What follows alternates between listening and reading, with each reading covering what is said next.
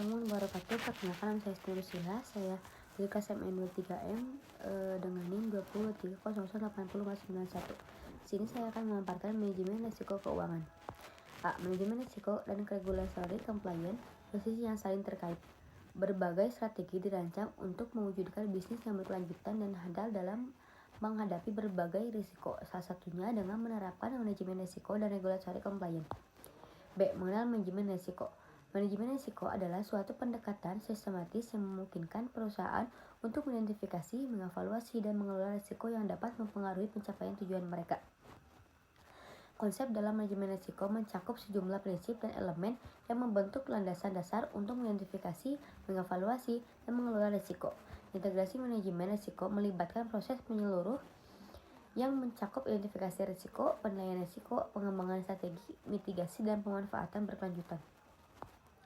C. Mengenal regulatory compliance.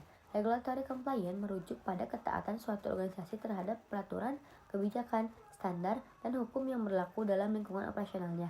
Tujuannya adalah memastikan bahwa organisasi beroperasi sesuai dengan ketentuan hukum yang berlaku untuk mencegah pelanggaran dan menghindari sanksi yang mungkin timbul akibat ketidakpatuhan. D. Hubungan manajemen risiko dan regulatory compliance. Dengan menggabungkan pendekatan proaktif dalam mengelola risiko dan kepatuhan terhadap peraturan, perusahaan dapat mencapai beberapa tujuan. Yang pertama adalah penyelarasan strategi bisnis, yang kedua efisien operasional, ketiga kepercayaan pelanggan investor, dan yang terakhir ada inovasi yang berkelanjutan.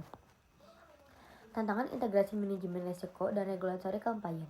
Integrasi manajemen risiko dan regulatory compliance dapat memberikan sejumlah manfaat, namun terdapat sejumlah tantangan yang perlu diperhatikan organisasi agar mendapatkan hasil yang lebih optimal. Pertama ada kompleksitas dan keanekaragaman peraturan, yang kedua pemahaman yang mendalam terhadap risiko dan regulasi, yang ketiga ada koordinasi antar departemen. Keuntungan integrasi manajemen risiko dan regulatory compliance. Pertama ada efisiensi operasional, penyelarasan strategis, manajemen biaya yang lebih efektif, meningkatkan reputasi, dan yang terakhir ada daya saing yang lebih baik. Studi kasus. Integrasi manajemen risiko dan regulatory compliance dapat diterapkan di berbagai sektor industri.